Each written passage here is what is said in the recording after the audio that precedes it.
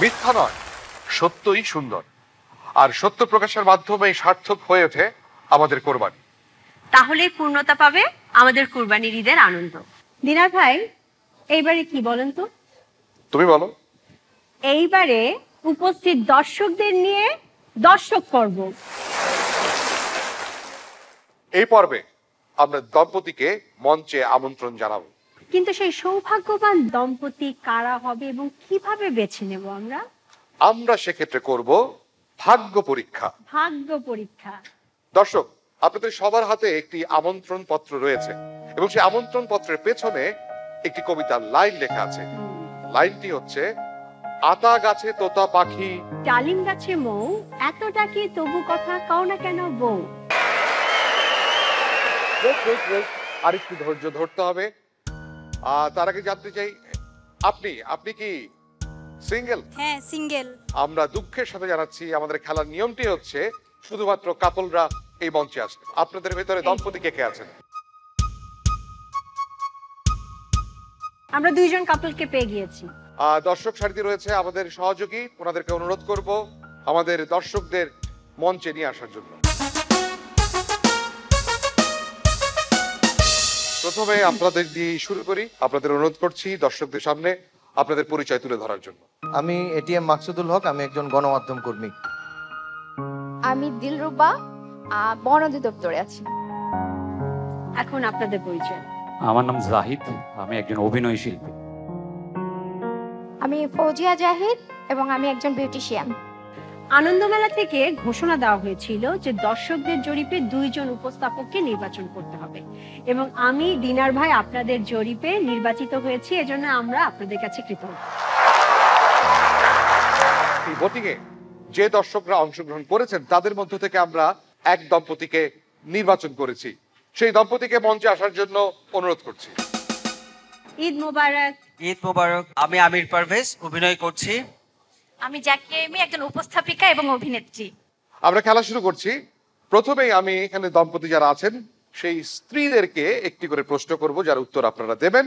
প্রথম প্রশ্ন আপনাকে, প্রথম কবে দেখা হয়েছিল?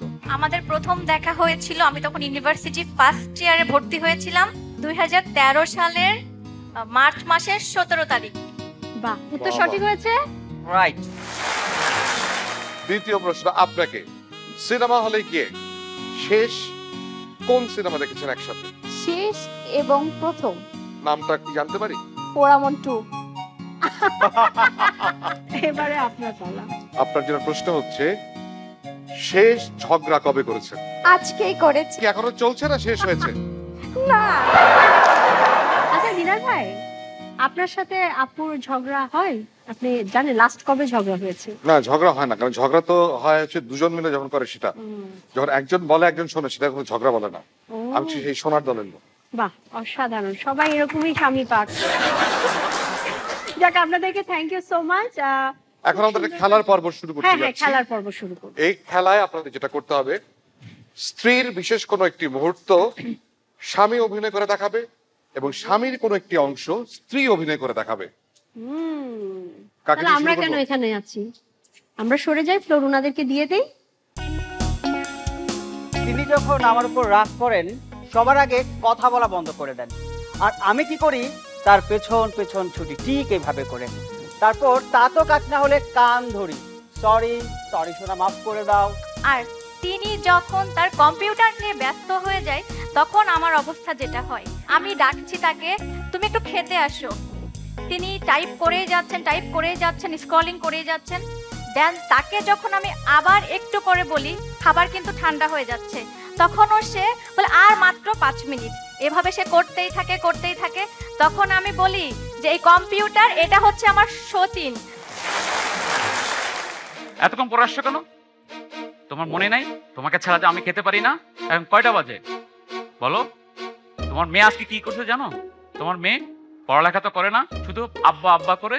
আজকে ছুটি দিয়ে দাও না, বাচ্চা পড়তে চাচ্ছে না, কেন জোর করছো?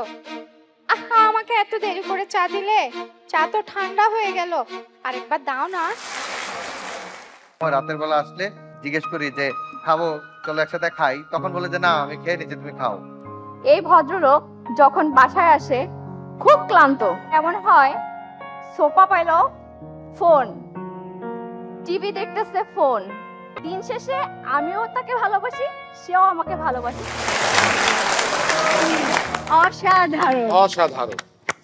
আসলে দিনার ভাই এতেই বোঝা গেল যে বোঝাপড়ার মাধ্যমেই সংসার সুখের হয়। দাম্পত্য জীবন মানেই ছোট ছোট অভিমান, বড় বড় ভালোবাসা। আপনারা সবাই খুব ভালো করেছেন। আনন্দ মেলার পক্ষ থেকে আপনাদের জন্য রয়েছে একটি গিফট। আসুন, আপনাদের অনুরোধ করব পুরস্কারটা ওনাদের হাতে তুলে দেওয়ার জন্য।